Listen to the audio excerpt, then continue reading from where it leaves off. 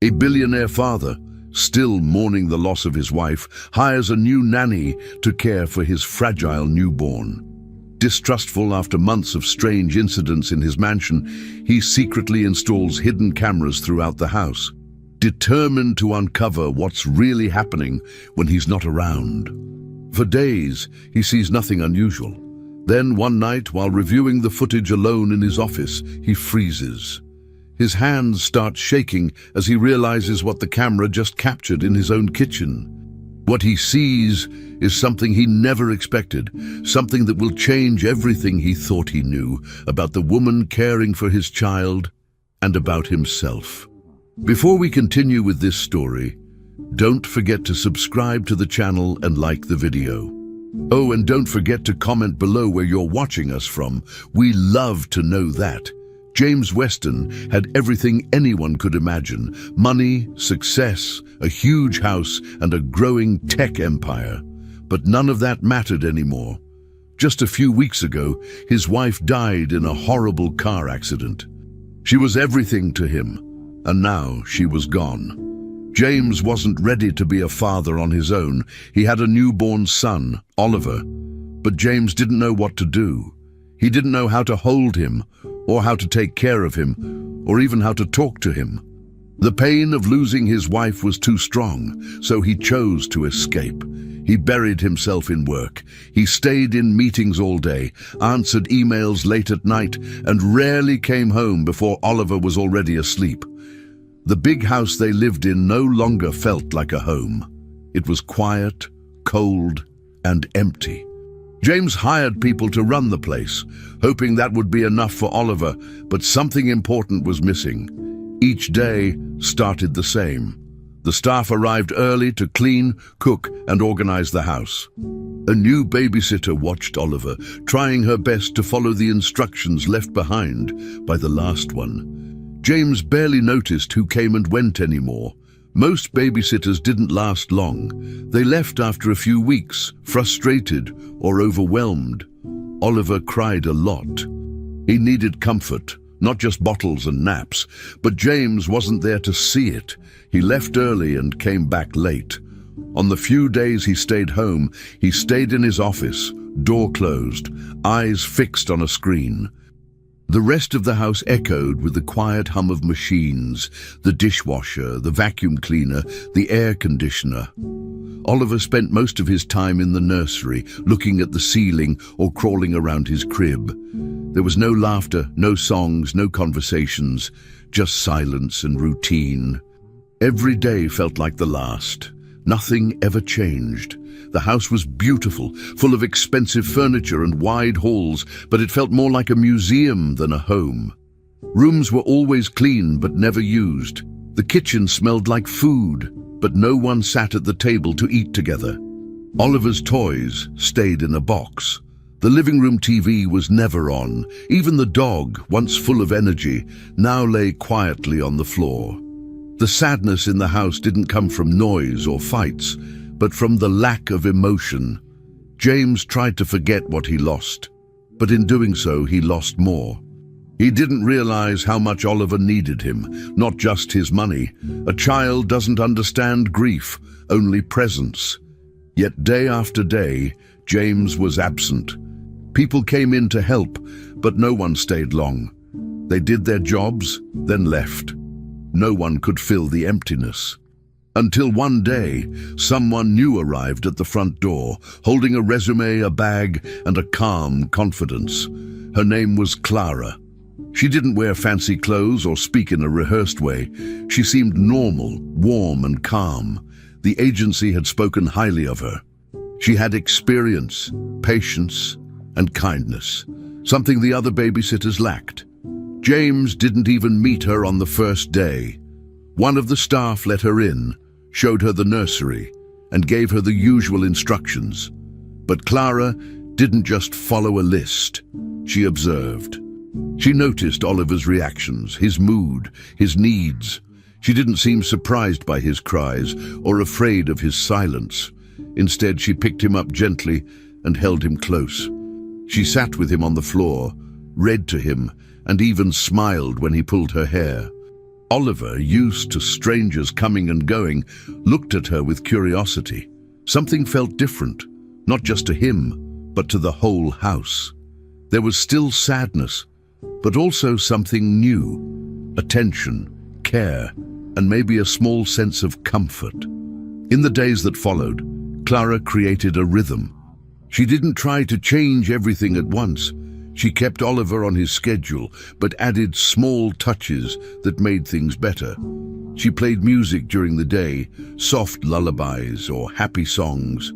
She let Oliver explore safely, giving him space to move and touch things. She talked to him, even if he couldn't talk back yet. She told him what she was doing, what the weather was like, or what book they would read next. The house wasn't suddenly cheerful, but it wasn't cold anymore either. The staff noticed it too. They saw Oliver smile more, cry less. The rooms felt warmer, not in temperature but in feeling. Even James, though still locked in his work, noticed something different. The silence wasn't so heavy. The stillness was less sharp. The house was slowly changing, not because of new furniture or systems, but because someone finally brought life into it again. James didn't understand it at first. He thought Clara was just another babysitter. He assumed she would leave like the others, but she stayed. She didn't complain or demand things. She focused on Oliver, and Oliver responded. He looked healthier, calmer, more alert. James began to hear laughter through the walls. One day, walking past the nursery, he saw Clara on the floor with Oliver in her lap. They were looking at a picture book, and Oliver reached out to turn the page. Clara cheered softly and Oliver clapped. James stood there for a moment watching. It felt unfamiliar. He hadn't seen something like that in weeks, maybe months. He walked away without saying anything, but the image stayed in his mind. Something had changed. Not everything was better yet. The pain was still there, but for the first time since the accident, there was movement in the right direction. The Weston house was no longer frozen in grief. It was starting to breathe again. Grace Mitchell was hired after a long process. James Weston, though distant, wanted someone reliable this time. Many people had come and gone, but none seemed to stay or handle the pressure. Grace stood out during her interview. She didn't try to impress anyone with fancy words or fake smiles. She wore plain clothes, spoke calmly, and answered every question with honesty. Her experience was clear in her words and posture. She didn't promise anything magical, but she made it clear she knew how to care for children and handle tough situations. When she arrived at the Weston mansion, she brought only a small suitcase and a notebook. She looked around with quiet observation. The house was big and clean, but cold and still. She didn't comment, just nodded politely and asked to be shown to Oliver's room. From the first minute, she moved with purpose and calmness, taking mental notes. She had done this before. She was ready to do it again. Grace didn't waste time trying to impress James or the staff. She introduced herself properly, but kept her focus on Oliver. The baby was quiet at first, but not in a peaceful way. Grace noticed things quickly. Oliver flinched at sudden sounds, even soft ones. When the light from the window hit his face, he turned away and frowned. During his first cry in her presence, she noticed something else. His breathing changed. It wasn't just crying. It was a struggle, like his chest was tightening. She picked him up gently and rocked him, keeping him close to her body until he calmed down. That same day, she started writing notes in her notebook. She didn't say anything to the others yet, but she began adjusting things. She moved the crib away from the window, turned off harsh lights, and lowered the volume on the baby monitor. She didn't ask for permission. She just did what she believed was best for Oliver's comfort and health. Grace was not loud, but her presence was strong. She handled daily tasks with precision, feeding times, naps, changing clothes, all done calmly and on time. She didn't complain, didn't rush. Over the next few days, she continued to watch Oliver closely. She noted the moments when he got tense, how often he reacted to light or sound, and how long his breathing took to return to normal after crying. She wasn't a doctor, but she trusted her instincts. Grace also made changes to his surroundings. She added a soft curtain to filter light in his room, used quieter toys, and even moved her own sleeping arrangements to the room next to his. This allowed her to respond faster during the night. She never made a big show of these actions. It was all done quietly and efficiently. While the rest of the staff noticed her professionalism, James continued his pattern. Brief greetings at breakfast and nothing more. He still kept his distance.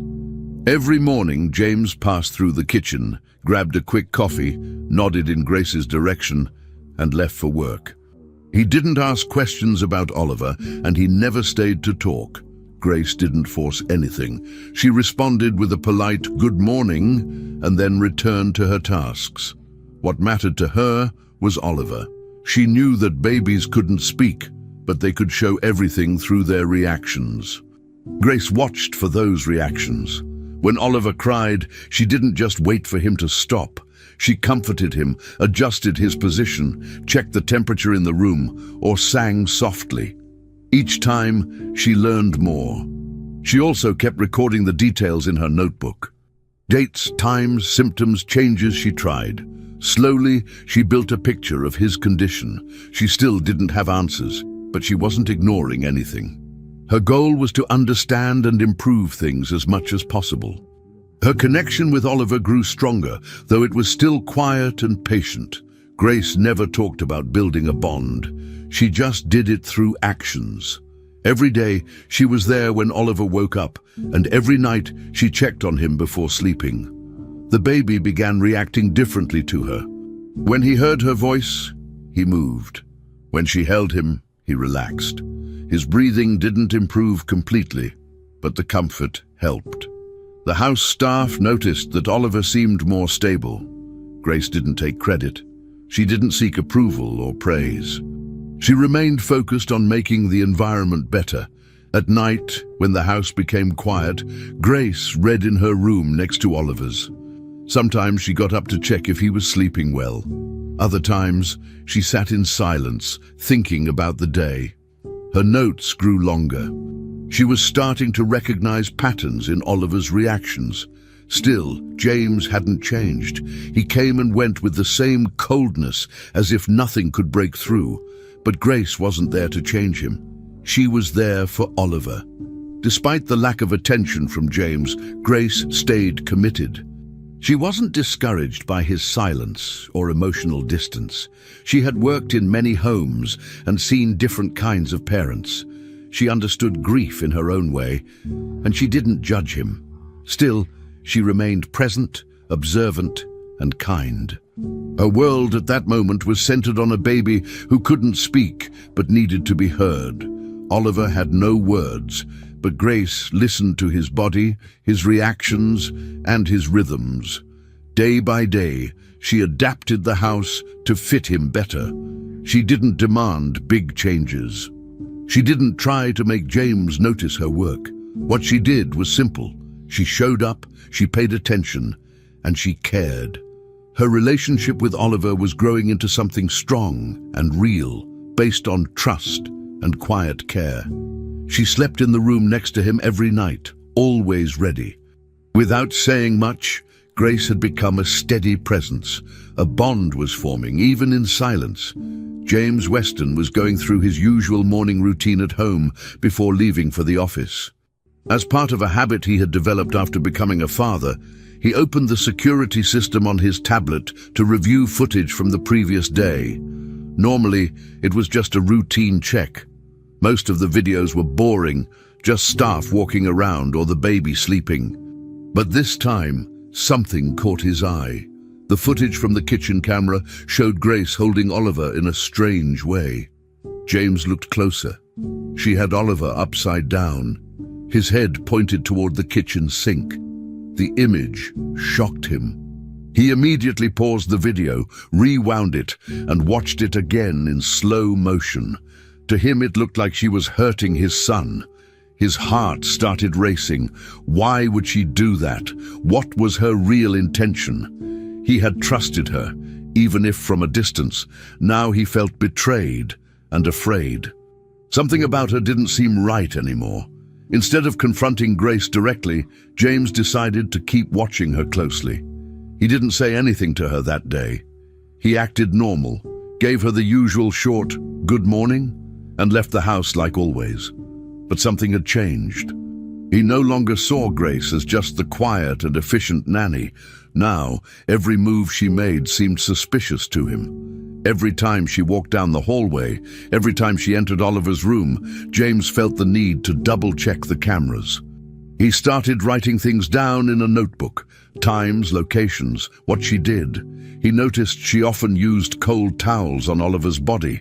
He also noticed that she gave him baths that didn't follow the usual schedule or method.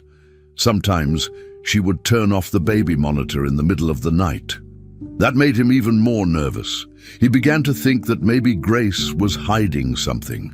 Maybe the calm behavior was just a way to cover up her real intentions. James didn't want to make a public scene or take any risks before having all the facts. So, he kept his suspicions to himself, at least for now. But he did talk to one person, his lawyer. During a phone call after work, James explained what he saw on the footage and how Grace's actions seemed strange lately. The lawyer listened carefully and asked a few questions. James mentioned the upside-down position at the sink, the unusual baths, and the cold towels. He said he wanted to let Grace go, but quietly. The lawyer advised him to gather more documentation, just in case anything turned into a legal problem. James agreed. Over the next few days, he paid more attention to the footage and kept adding notes to his file.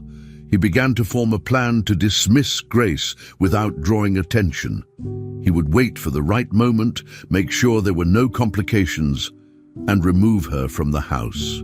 In his mind, she had become a risk. Grace, on the other hand, had no idea that James was suspicious. She followed her routine as usual, giving Oliver his meals, playing with him during the day, and checking on him at night. She was still using the same techniques she had started when she arrived. What James didn't know was that the moment he saw in the footage, the one where she held Oliver upside down, was actually part of a specific breathing technique she had learned years ago. Grace had training as a pediatric technician before working as a nanny. During that training, she learned a therapeutic method used to help babies release trapped mucus from their lungs. It looked strange to people who didn't understand it, but it was safe and commonly used in some cases. Grace believed that Oliver's strange symptoms, difficulty breathing while crying and tightness in the chest, could be helped with this therapy. She didn't explain it to anyone because she thought no one in the house would care about the details. She continued applying the technique a few times each week, always careful and gentle. She also used other supportive methods, warm compresses, massages, and adjusted positioning during sleep. To Grace, Oliver was showing small signs of improvement. He didn't cry as hard at night anymore, and his breathing was slightly better after the sessions. Grace wasn't trying to hide anything. She just didn't think James would be interested, especially since he never asked about her care methods. To her, silence from James meant she had his trust. She believed her work was helping Oliver live with more comfort. When she used cold towels, it was to reduce inflammation and calm the baby after longer crying periods. She made sure the room was warm and that Oliver was safe. Every choice she made was backed by her training and experience. She wasn't experimenting or acting carelessly. Everything she did had a purpose. But she had no idea that in James's mind, those same actions looked dangerous. While Grace focused completely on Oliver's well-being, James grew more convinced that she was hiding something. He watched new footage every night, sometimes for hours. Even when Grace did normal things, like feeding the baby or reading to him, James looked for something off. He became obsessed with catching her doing something wrong. He didn't realize that his fear and grief were affecting his judgment. He'd never asked Grace to explain anything.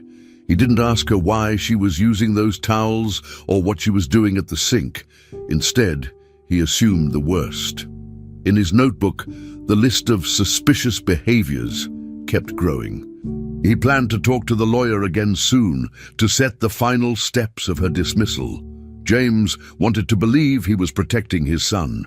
In his eyes, waiting too long might lead to something worse. He couldn't afford another loss. Meanwhile, Grace had no idea that her job and her bond with Oliver was hanging by a thread. It was late at night when Oliver started to cry. At first, the sound was weak, almost like a soft whimper, but within minutes, it turned into gasping and wheezing.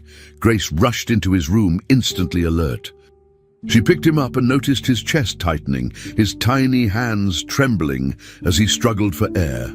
Panic wasn't an option. She placed him on the changing table, carefully turning him into an inverted position, his head slightly lower than his body.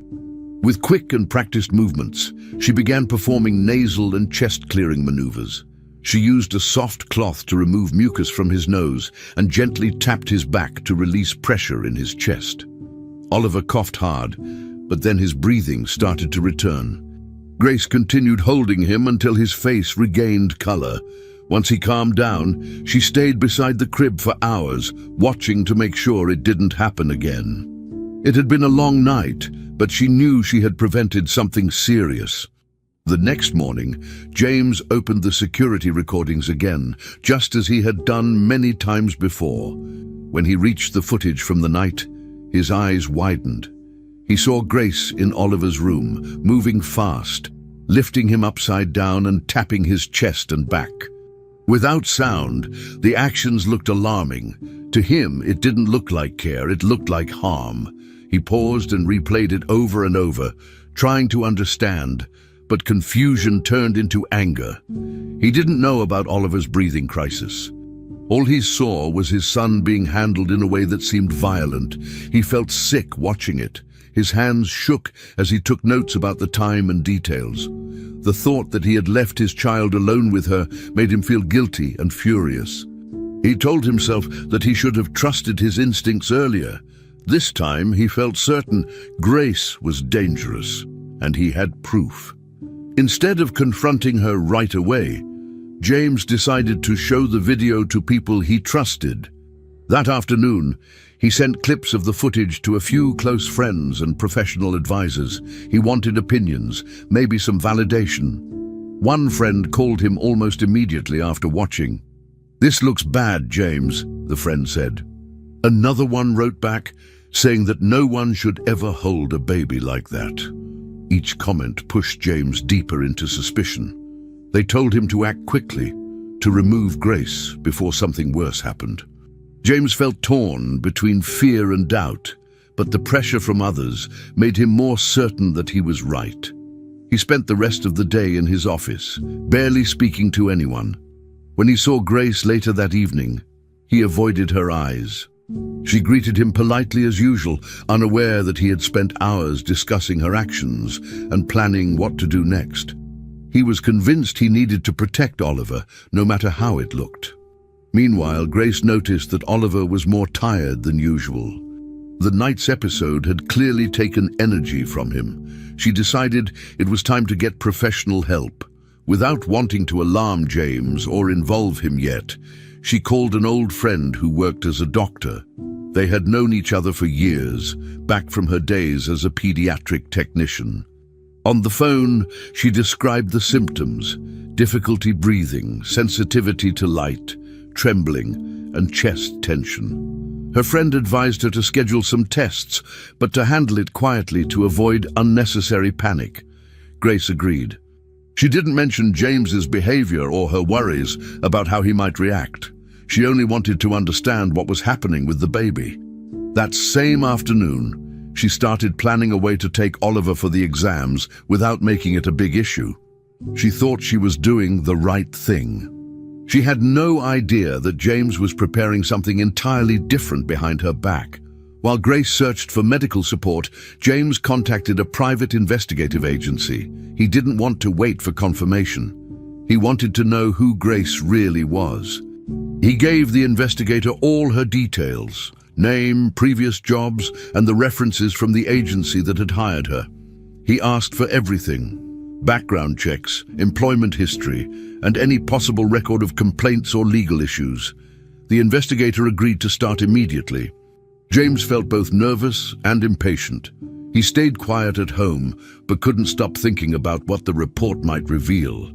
Every time he heard Oliver's cry, his mind went back to the video of Grace turning the baby upside down. He didn't see it as a medical technique, only as a threat. He started sleeping less, waking up in the middle of the night to check the cameras again. The tension in the house grew heavier, even though no words had been exchanged. James was now watching every move. The days that followed were filled with unease. Grace noticed that James had become more distant than ever. He barely greeted her, and when their paths crossed, his look was cold and sharp. She tried to ignore it and focused on Oliver, though she could feel the tension in the air. The staff around them noticed it too, but didn't say anything. Mealtimes were quiet, the house seemed heavier, and even Oliver's small laughter didn't break the silence. Grace continued her routine, waiting for the day she could take Oliver to the doctor. She still believed she was helping and that James simply remained the same, busy and uninterested. But James's mind was fixed on suspicion. He reviewed the footage again each night, convinced that every small movement confirmed what he already believed. Neither of them said anything, but both knew something was wrong. The silence between employer and caretaker had turned into a wall neither could cross. James had reached his limit. He was fully convinced that Grace was hurting Oliver. After days of watching camera recordings, making notes, and hearing his friends' opinions, he felt like he had enough evidence. Without speaking to her directly, he made a decision. That morning, James contacted the police and asked them to come to the mansion. When the officers arrived, James pointed them straight to Grace. She was in the living room, holding Oliver on her lap and helping him with his bottle. The police approached her in front of the house staff. They asked her to stand up, checked her belongings, and questioned her without delay. Grace looked shocked and confused, but she cooperated.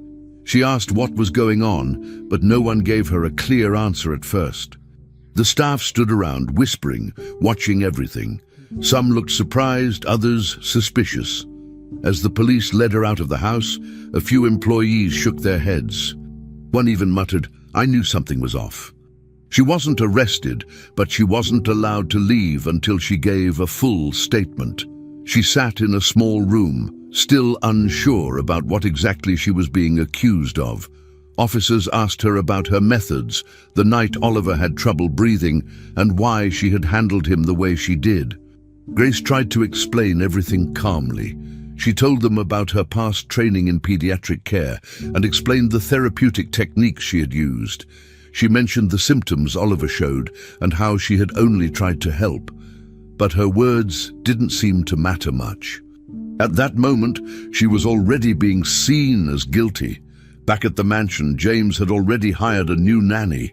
It was a rushed decision. He barely interviewed her, but he didn't want Oliver to be without care. Grace didn't know she'd already been replaced. Her job, her room in the house, and her place in that child's life were already gone. The story didn't stay private for long.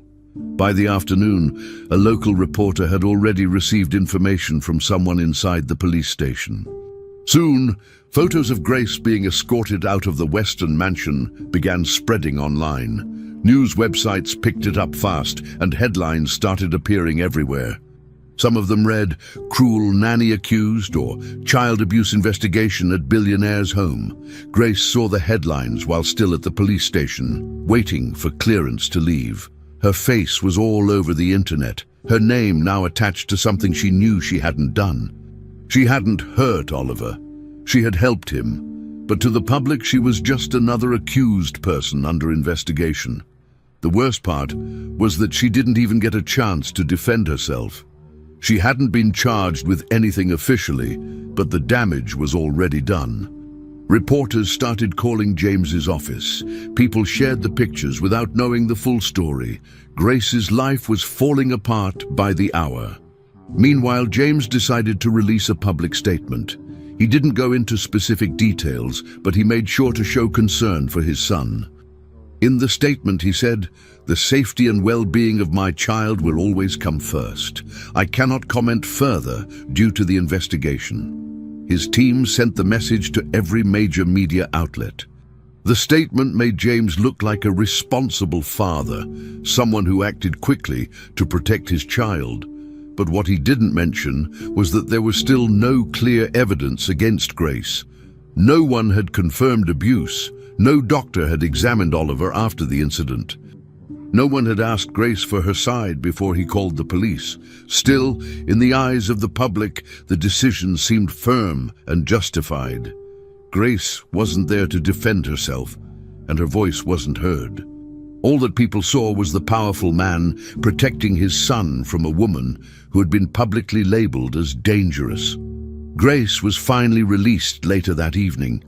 The officers told her that she was not under arrest, but that the case was still under review. She left the station without handcuffs, but with nothing else. She had no job, no place to return to, and no idea what to do next. Her phone had dozens of missed calls and messages, some from people she knew, others from numbers she didn't recognize.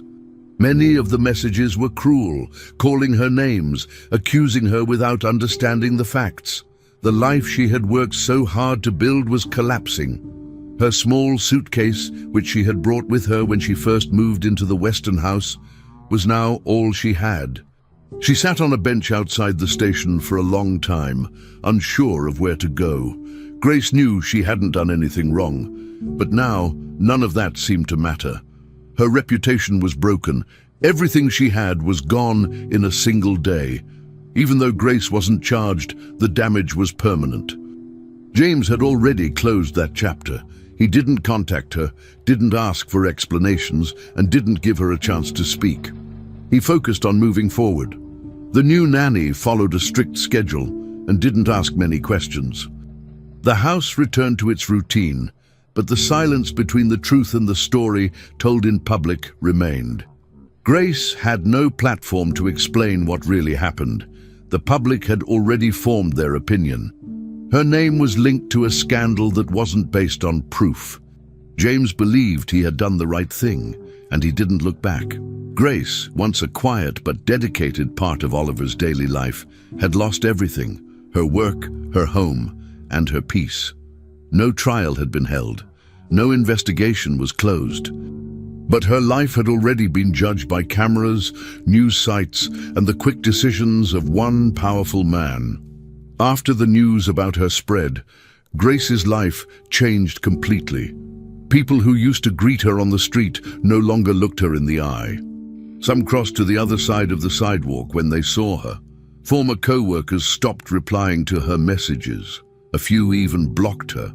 When she tried to rent a small apartment in a quiet neighborhood, the landlord rejected her application. At first, she thought it was a mistake, but then she heard the reason: for safety reasons.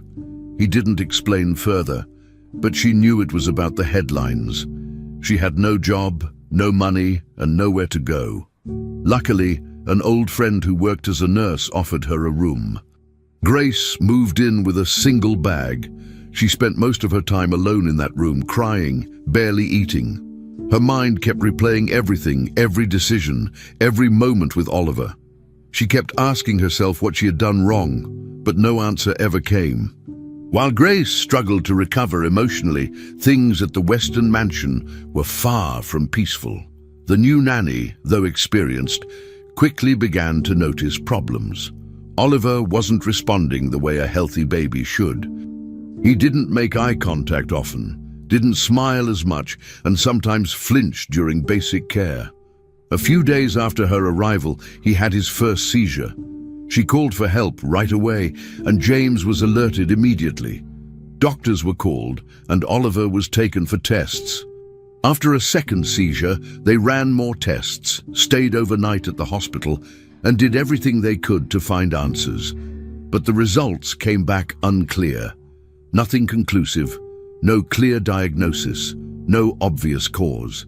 James grew more stressed with each passing day.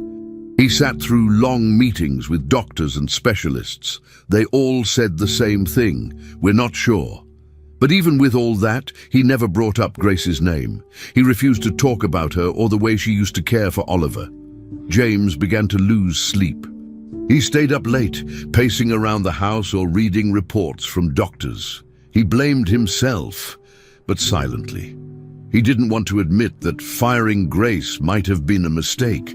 He kept telling himself he did what any parent would do, what he had to do to protect his son. But now, with Oliver getting worse, nothing felt right. The house was quiet in a bad way. Oliver was not the same baby. The new nanny tried to follow routines, but she seemed nervous all the time, afraid of doing something wrong. Every cry from Oliver felt heavier. Every cough made James panic. But even then, he didn't reach out to Grace. He didn't ask what she had seen or done. His pride, fear, and guilt kept him silent. The truth was, he didn't want to face the idea that he had destroyed the one person who might have known how to help. So, he kept pretending that Grace didn't exist. Back in her friend's apartment, Grace was quiet most of the time. She barely left the room. The blinds stayed closed. She didn't watch the news. She ignored her phone, which barely rang anymore. Some days she cried until she fell asleep. Other days she just stared at the ceiling. But one thing kept her going: her notes. From the moment she was removed from the mansion, she started writing everything she could remember about Oliver's symptoms. She wrote down the first time she noticed his breathing problems, the changes in his reactions to light, and the times his body felt too tense. She described the night of the breathing crisis in full detail. Every entry was done carefully. Even though she didn't have access to Oliver anymore, she kept updating the notebook. She added thoughts, questions, and theories. She wasn't doing it for anyone else, just for herself. It was her way of holding on to something real, something she knew had mattered. Grace's friend, the nurse, sometimes asked if she wanted to talk or go for a walk, but Grace usually refused. She felt like anything she said would sound like an excuse. She had no job to return to. She couldn't even use her name on a job application without people recognizing her. The internet didn't forget, and neither did the public. She became the cruel nanny in every article and headline. Even if there were no charges, the damage was done. Her reputation was gone. She knew she hadn't hurt Oliver. She had only tried to help. But that truth felt useless now. It didn't matter what she knew if no one would listen. Still, she kept writing. She kept recording every small detail she could remember, hoping that maybe one day it would mean something. Maybe someone would ask her side of the story. Until then, she remained isolated, both by choice and by force, with nothing left but the truth she carried alone. Every night, Grace sat with her notebook in silence. She had no access to Oliver, no way to see how he was doing. She didn't even know if he was okay. The only updates she ever heard came by accident. News headlines or whispers from neighbors, but even without contact, she kept remembering things. She added pages to her notebook with anything that could help explain his symptoms. She didn't do it to fight back or clear her name in the media. She did it because it was the only thing she had left. Her words were her only weapon, and even if nobody cared, she refused to stop. She didn't hate James. She didn't wish harm on anyone. But the silence from his side hurt. He had the power to ask, to listen, to reconsider, but he didn't. Grace stayed in the small room, surrounded by silence. Her life paused. She had lost everything, but she still believed in one thing: the truth, even if no one wanted to hear it. Grace couldn't stay quiet any longer. After weeks of silence, shame, and isolation, she decided she had to speak for herself. No one was defending her, and the public had only heard one version of the story. She contacted a few local reporters and told them she would be giving a statement outside the hospital where Oliver was being treated. She didn't have a PR team, a microphone, or any plan. She just wanted to tell her side. On the day of the improvised press conference, she stood on the sidewalk with her notebook in hand. Only a few journalists showed up. Some of them were from small blogs or local news sites. From the beginning, they didn't take her seriously. They laughed quietly among themselves, rolled their eyes, and made sarcastic comments as she spoke. Still, Grace tried her best. Her voice was shaking, but she explained everything she had seen and done while caring for Oliver. She hoped someone, anyone, would finally listen. But before she could finish, a man walked up and cut her off. He was the Weston family's lawyer. Dressed in a suit and holding a folder, he stepped directly in front of the cameras and spoke loudly so everyone could hear. He accused Grace of trying to use the situation to make herself look like a victim. He said she was only trying to create drama and take advantage of the public's attention. His words were strong and dismissive. The few reporters who had shown up now focused their cameras on him. One journalist whispered, "This is getting good." Grace stood frozen. She tried to speak again, but the lawyer wouldn't let her. "You had your chance," he said, "and you lost it." Minutes later, someone uploaded a video of the scene to the internet. It was edited with a mocking title, "Fallen Nanny Tries to Justify Herself, Pure Embarrassment." Within hours, the video had thousands of views. People laughed in the comments. Grace's attempt to defend herself had backfired. While that video was spreading online, something serious was happening inside the hospital. Oliver had suffered another major health crisis. This time, it was worse than the others. His small body trembled, and he stopped responding. Doctors rushed to stabilize him. They placed him in the intensive care unit for close observation. Machines beeped non-stop. Nurses moved quickly, adjusting wires and checking monitors. James was called immediately. When he arrived and saw Oliver in the ICU, he broke down. His hands were shaking.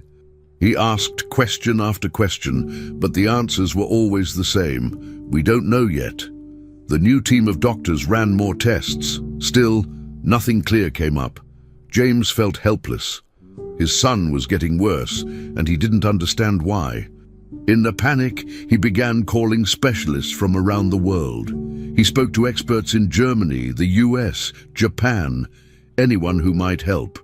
But none of them could provide a clear diagnosis. Time was passing, and Oliver wasn't improving. Back at the hospital, tension filled every room. Nurses and staff worked through long hours, trying everything they could. One afternoon, a nurse was organizing some storage boxes left in a corner of the pediatric wing. Among the mess of medical files and old equipment, he noticed a small, beat-up notebook. Curious, he picked it up and flipped through the pages. It was full of handwritten notes, dates, times, symptoms, observations. Each page described things like changes in breathing, reactions to light, tension in the muscles, and nighttime episodes. The name Oliver appeared again and again. The nurse didn't recognize the handwriting, but he knew it had something to do with the child in the ICU. He took the notebook to the head pediatrician and said, "You might want to see this." The doctor started reading, and as he read, his face changed. These weren't random notes. They were detailed, consistent, and clearly made by someone who had closely observed the child over time. It wasn't medical fiction. It was a real log.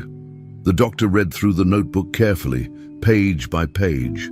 He saw a timeline of symptoms that made sense, things that hadn't been included in Oliver's current medical file. It mentioned earlier signs of respiratory distress, irregular reactions to noise, and the use of certain calming methods. The doctor called for the team and shared what he found. For the first time, they had a pattern to follow. They started comparing Grace's notes to Oliver's hospital records. Slowly, things started to make sense. The seizures, the stiffness, the sensitivity to light. It all pointed to a rare neurological condition that was hard to detect through normal testing. Without those written observations, they might never have considered it. The team agreed to run specific tests related to the condition mentioned in the notebook. James wasn't told right away. The doctors didn't want to promise anything yet. But privately, the doctor thought, whoever wrote this might have saved that child's life. Grace's notebook, forgotten in a pile of boxes, was now their best clue. Meanwhile, James remained in a state of stress. He didn't sleep much and barely left the hospital. He stayed near Oliver's room, pacing and making calls. He still believed he had done the right thing by removing Grace. He had watched her fall apart publicly, seen the press turn against her, and heard his own lawyer shut her down. But none of it had helped his son. The specialists he contacted had no answers. The new nanny, despite her best efforts, was overwhelmed. The hospital staff avoided eye contact with him, not out of disrespect, but because no one knew what else to say. James didn't know that Grace's notes were now in the hands of the doctors. He had no idea that the woman he had humiliated might be the only person who had truly seen what was wrong with his son. As far as he knew, Grace was out of the picture for good. He didn't speak her name. He didn't think about her at all. But that was about to change. The hospital's medical director sat in his office, reviewing Oliver's latest test results and comparing them to the notebook found a few days earlier. He had read every page twice. The level of detail in Grace's notes impressed him. The descriptions, dates, behaviors, symptoms, and timing were exact. Everything she recorded lined up with Oliver's medical history. As he went through the information again, a specific possibility came to mind. He opened a medical reference guide and began cross-checking. That's when he saw it. Many of Oliver's symptoms matched a rare genetic disease, spinal muscular atrophy type 1, also known as SMA type 1. It was a serious condition, often missed in early stages, but treatable if identified in time. The director called for a meeting with the lead pediatricians and authorized immediate testing to confirm the theory. Within hours, results came back positive. Oliver had the disease. Without hesitation, they made a decision. Grace needed to come back. She had seen what no one else had. The hospital tried calling Grace directly, but her phone had been off.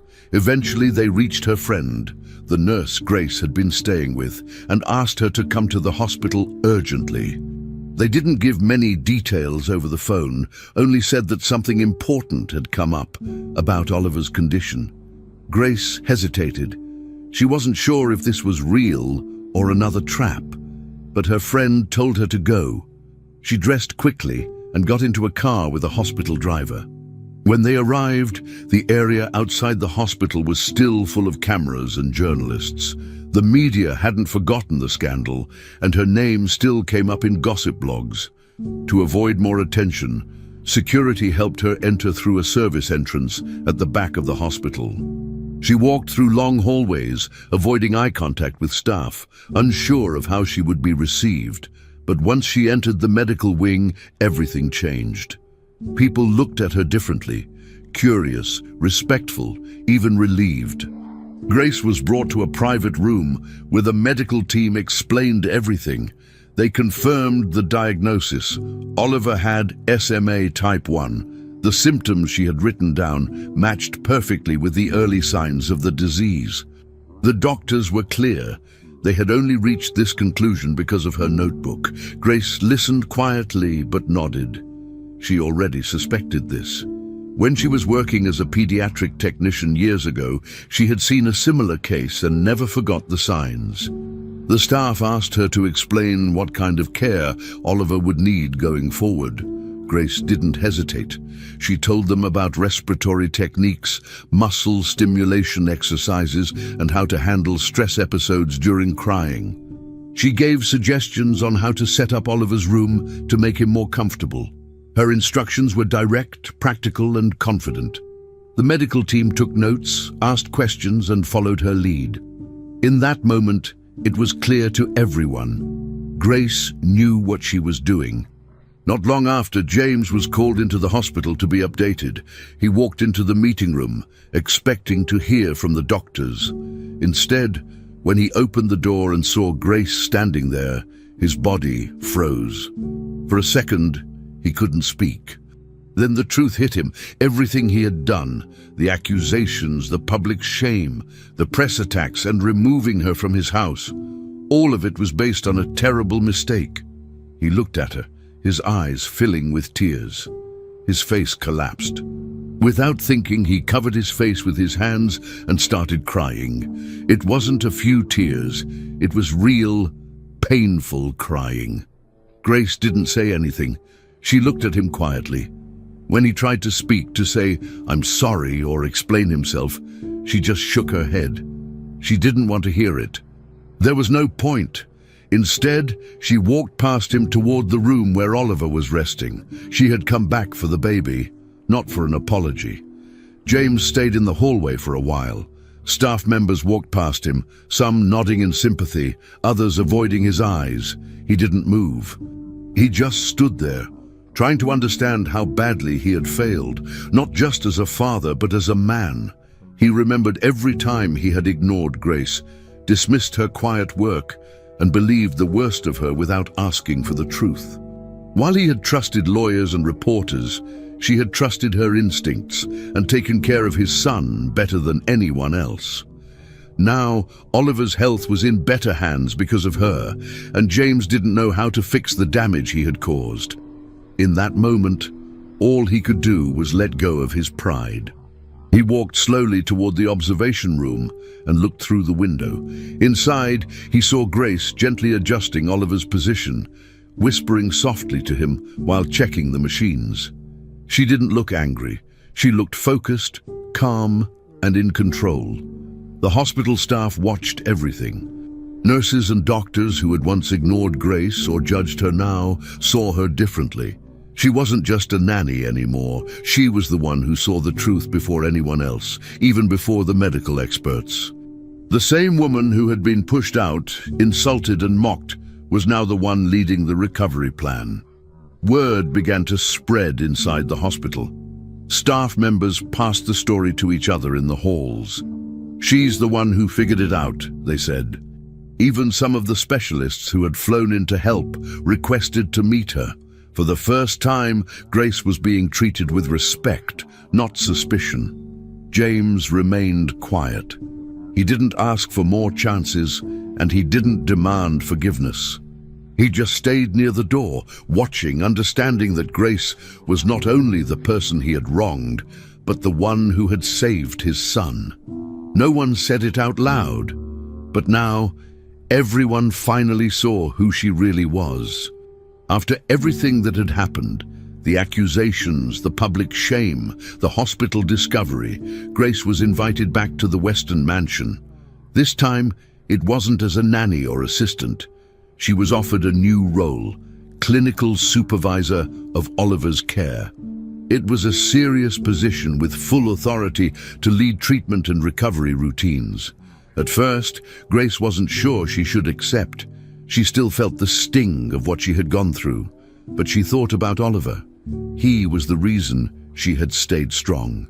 He was still in recovery, and she knew he needed someone who truly understood his condition. After careful thought, she accepted the offer.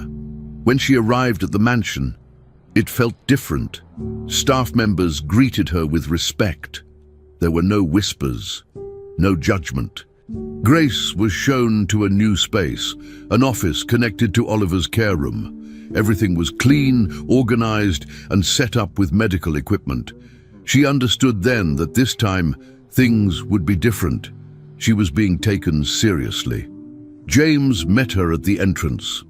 He didn't make a big speech or bring flowers. He simply said, "Thank you for coming back," and looked her in the eyes. Grace nodded and walked inside. There was no need for long conversations. The truth was already known. From the first day back, Grace worked with a quiet focus. She reviewed all medical schedules, organized physical therapy times, and trained the new in-house nurse. She taught everyone how to handle Oliver during his weaker moments, how to stimulate his movements without overwhelming him, and how to track signs of stress. James didn't interrupt. He watched and learned. He asked questions when necessary and followed her lead. The household changed quickly. There were daily routines, meals planned for Oliver's condition, and exercises done with soft music and quiet encouragement. The tension that once filled the air was replaced by order and care. Grace moved confidently, and no one doubted her. Her presence gave the house a new rhythm. James also began to change.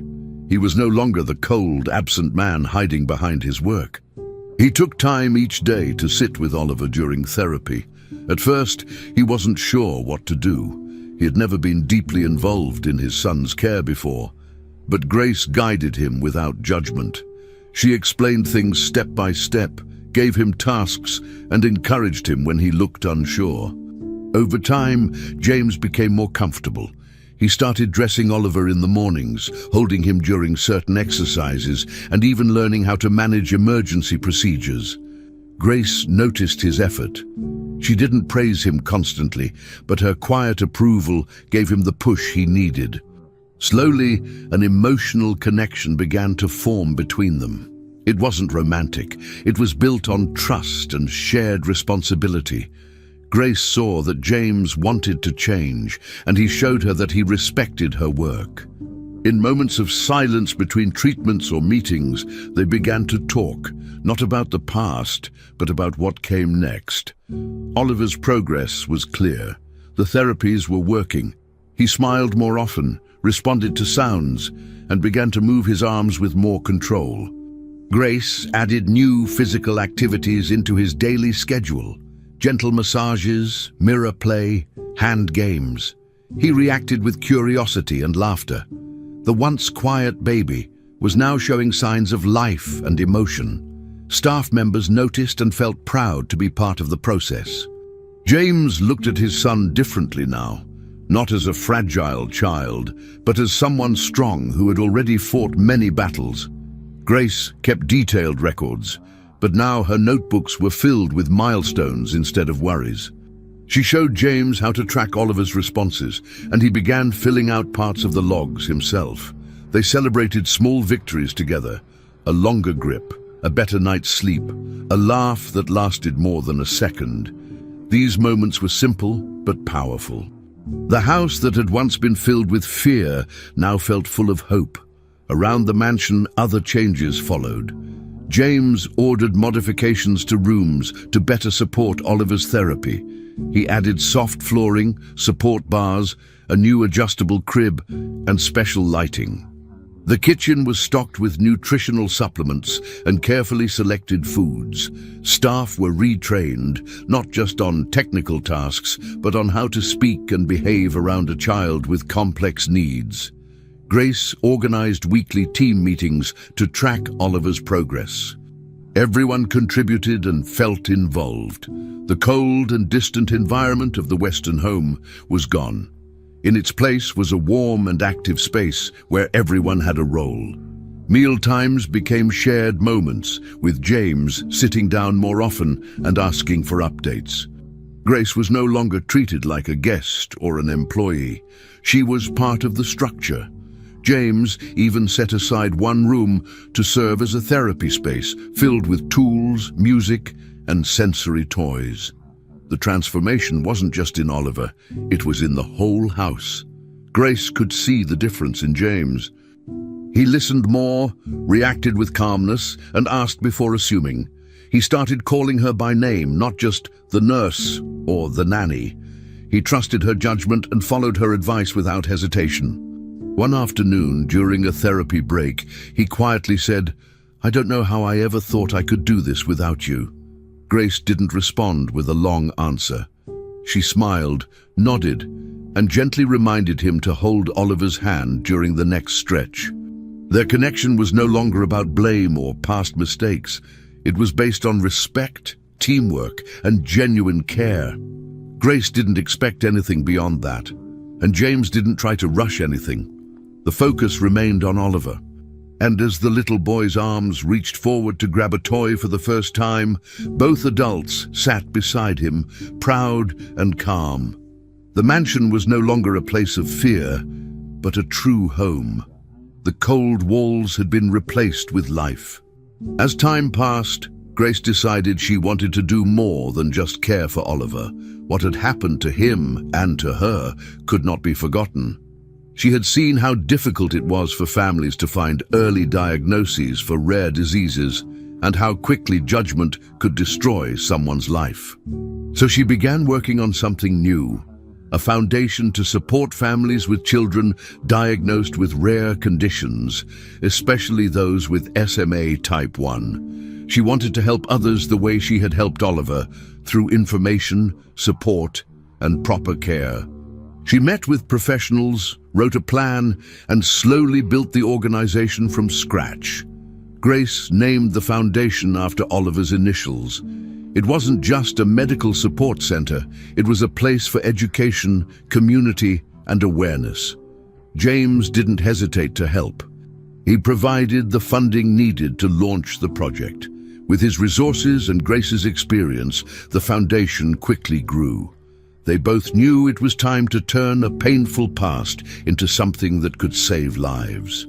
James went beyond financial help. He agreed to use his public image to spread awareness. As a well-known tech entrepreneur, he had connections in media, politics, and business. He gave interviews, made speeches, and partnered with hospitals.